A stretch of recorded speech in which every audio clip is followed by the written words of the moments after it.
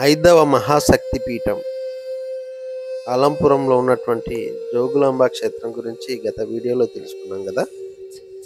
ఇప్పుడు అదే క్షేత్రంలో ఉన్నటువంటి నవబ్రహ్మ ఆలయాల గురించి పూర్తి వివరాలని ఈ కథనంలో తెలుసుకుందాం. మనం జోగులాంబ క్షేత్రానికి ఈ ప్రధాన ద్వారం గుండా కాకుండా నేరుగా కుడివైపుకి తిరిగి తుంగభద్ర నది తీరానికి వెళ్ళి అక్కడ కాసేపు విహరించిన తర్వాత జోగులాంబ అమ్మవారి ఆలయానికి వెళ్ళి దర్శనం చేసుకోవడం జరిగింది.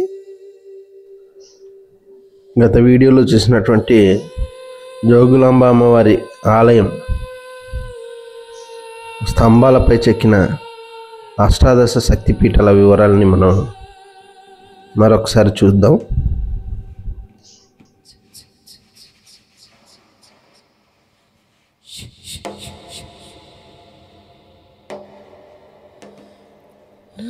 జోగులాంబ అమ్మవారి దర్శనం పూర్తి చేసుకున్న తర్వాత అమ్మవారి ఆలయానికి కుడివైపు ఉన్నటువంటి స్వర్గబ్రహ్మ ఆలయానికి అయితే వెళ్ళడం జరిగింది. ఎర్ర ఇసుకరాతితో నిర్మించినటువంటి సుందరమైన శిల్పకళతో నిండినటువంటి స్వర్గబ్రహ్మ ఆలయాన్ని చూస్తూ ముందుకు సాగాం.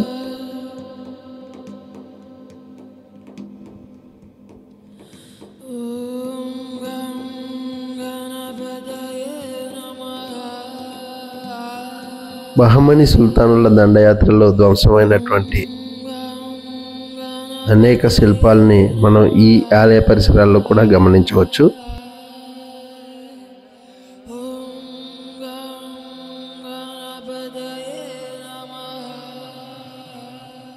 ఈ ఆలయం యొక్క తలుపులు మరియు కిటికీలు కూడా రాతితో చెక్కి ఉండడం మరో ప్రత్యేకంగా చెప్పవచ్చు.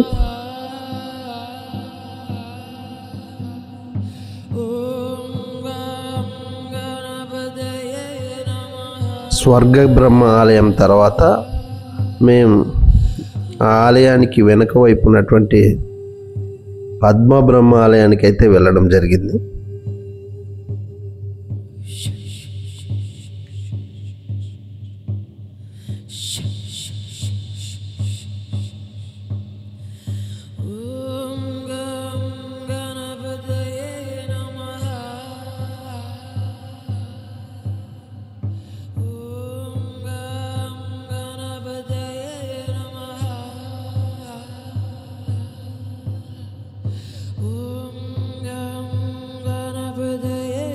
బహమనీ సుల్తానుల దాడిలో ఈ ఆలయం యొక్క ముందరి భాగం మరియు గోపురం పాక్షికంగా ధ్వంసం కాబడింది. అలంపురం క్షేత్రంలో ఉన్నటువంటి అనేక ఆలయాలు భారత పురావస్తు శాఖ వారి పర్యవేక్షణలో ఉండడం వల్ల చాలా ఆలయాల్లో నిత్య పూజ కార్యక్రమాలు అనేవి జరగవు.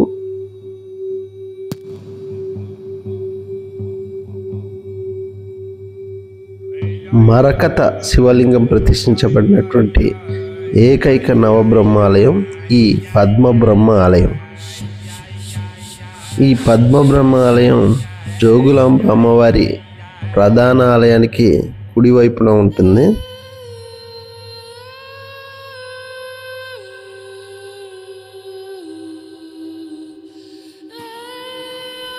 నవబ్రహ్మ ఆలయాలలో అతి ముఖ్యమైనటువంటి పద్మబ్రహ్మ ఆలయాన్ని మీరు ఇక్కడికి వెళ్ళినప్పుడు తప్పక దర్శించండి.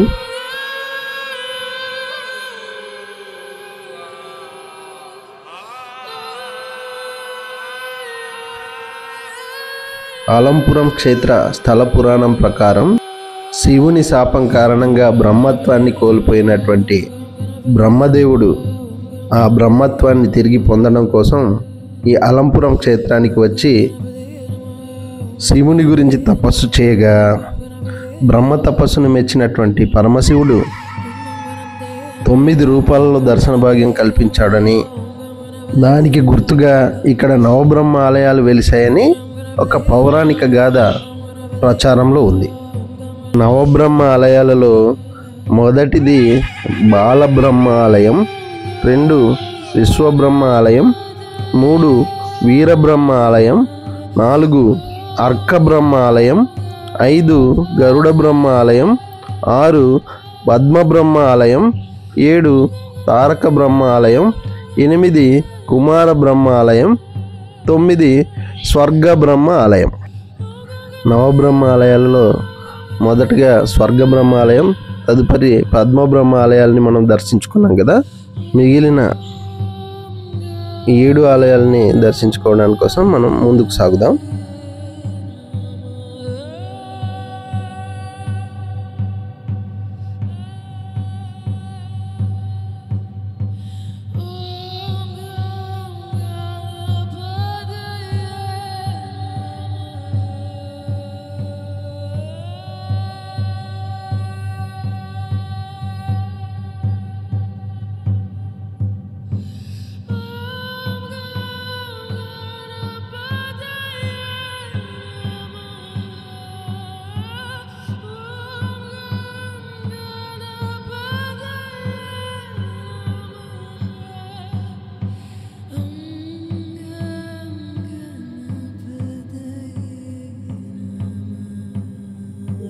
పద్మ బ్రహ్మ ఆలయాన్ని చూసుకొని ముందుకు సాగుతూ ఉన్నప్పుడు మనకి పశ్చిమ మహాద్వారం గుండా బాలబ్రహ్మ ఆలయానికి చేరుకోవచ్చు.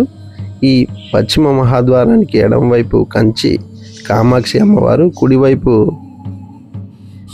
కాశీ విశ్వేశ్వర ఆలయం ఉంది.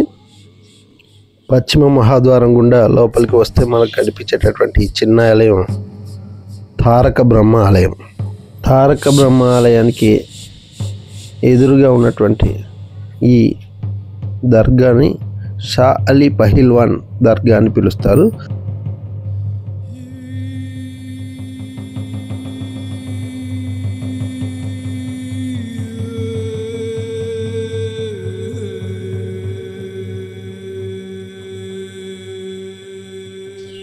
తారక బ్రహ్మ ఆలయం లోపలంతా కూడా ఖాళీగా ఉండడం మనం గమనించవచ్చు.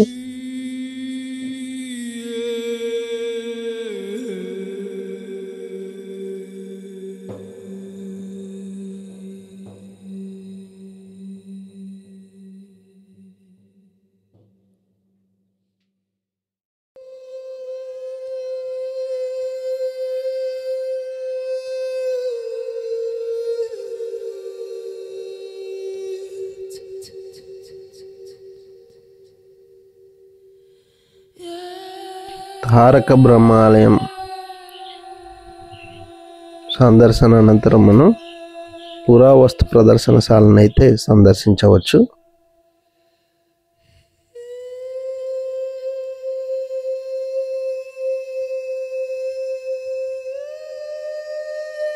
ఇంకా పురావస్తు ప్రదర్శనశాల తెరవని కారణంగా మేమైతే ముందుకు సాగుతూ పురావస్తు ప్రదర్శనశాలకి ఆపోజిట్లో ఉన్నటువంటి కుమార బ్రహ్మ ఆలయాన్ని, అక్కడి నుంచి ఎడం వైపు తిరిగి అర్క బ్రహ్మాలయం, వీరబ్రహ్మ ఆలయం, విశ్వబ్రహ్మ ఆలయాల్ని సందర్శించడానికి ముందుకు సాగాం.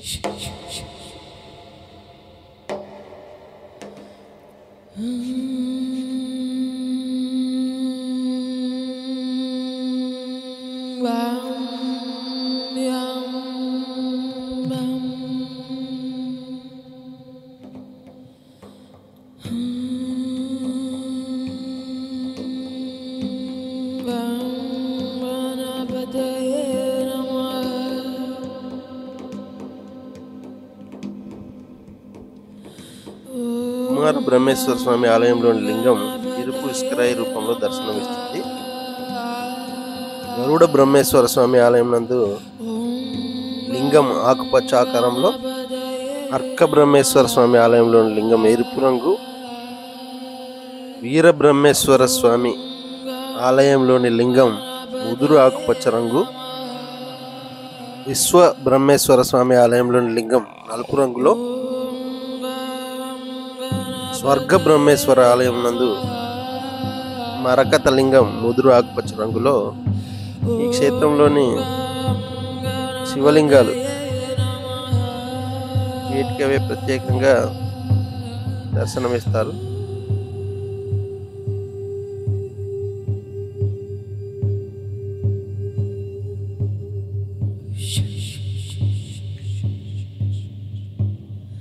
అర్క, వీర, విశ్వబ్రహ్మ ఆలయాల్ని సందర్శించిన అనంతరం మరలా తిరిగి పురావస్తు ప్రదర్శనశాలకైతే చేరుకోవడం జరిగింది.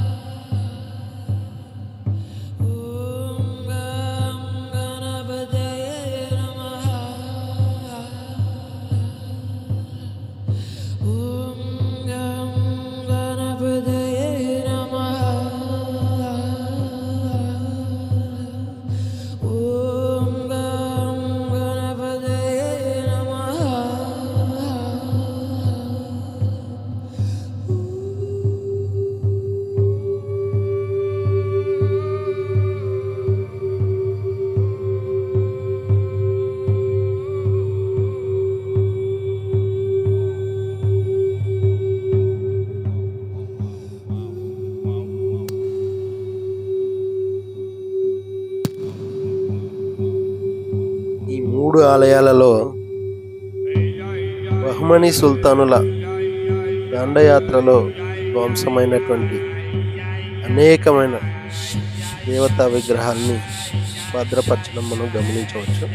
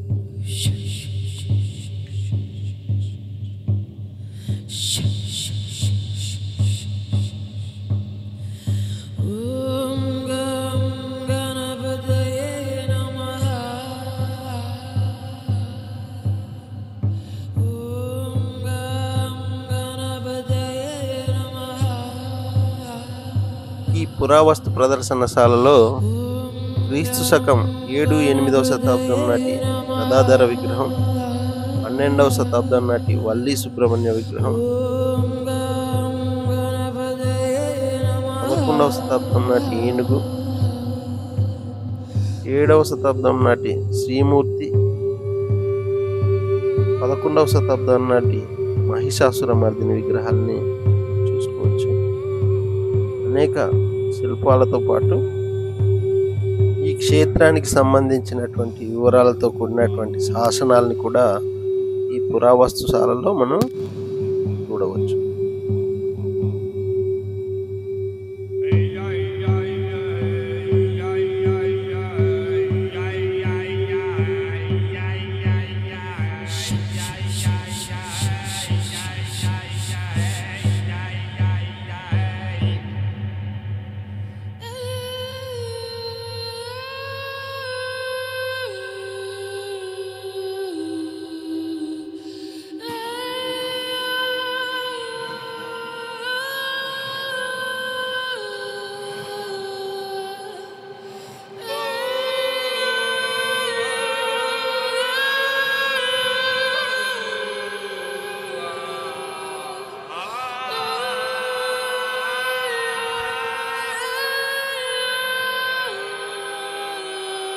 పురావస్తు ప్రదర్శనశాల సందర్శించిన అనంతరం మేమైతే బాలబ్రహ్మేశ్వర స్వామి దేవస్థానాన్ని సందర్శించడం జరిగింది.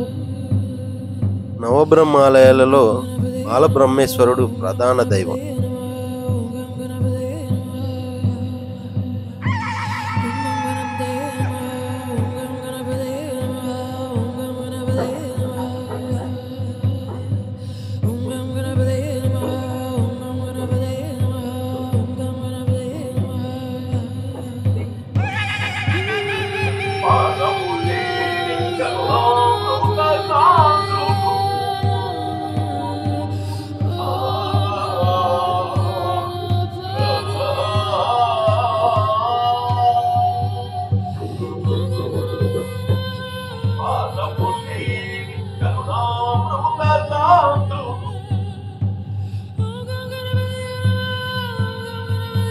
క్రీస్తు శకం 14వ శతాబ్దంలో ముస్లిం దండయాత్రల వల్ల జోగులాంబ అమ్మవారి ప్రాచీనాలయం పూర్తిగా నిర్మూలించబడింది. స్థానికులు అమ్మవారి విగ్రహాన్ని ఈ బాలబ్రహ్మేశ్వర ఆలయంలోని చిన్న గుడిలో ఉంచుకుని పూజలు చేసేవారు. ఈ సంఘటన క్రీస్తు శకం 1390 సంవత్సరంలో జరిగినట్టు చరిత్ర చెబుతుంది. సుమారు 600 సంవత్సరాల పాటు జోగులాంబ అమ్మవారు ఈ బాలబ్రహ్మేశ్వర స్వామి ఆలయంలోనే కొలువై పూజలు అందుకున్నారు. ఇటీవల అనగా 2005వ సంవత్సరంలో ఈ నూతన ఆలయం అనేది పునర్నిర్మాణం కాబట్టి అక్కడికి జోగులాంబ అమ్మవారిని పునర్ప్రతిష్ఠ అనేది చేయడం జరిగింది. అలంపురం క్షేత్రంలో ఉన్నటువంటి నవబ్రహ్మాలయాలు మరియు జోగులాంబ అమ్మవారి దర్శనం మాకైతే చాలా బాగా జరిగింది.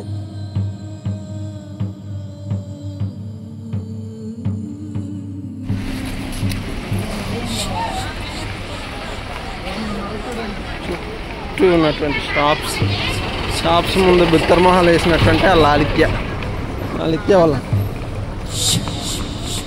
చూడండి, షాప్ ఎక్కడ ఉంటే అక్కడే, గాజులు ఎక్కడ ఉంటే అక్కడే.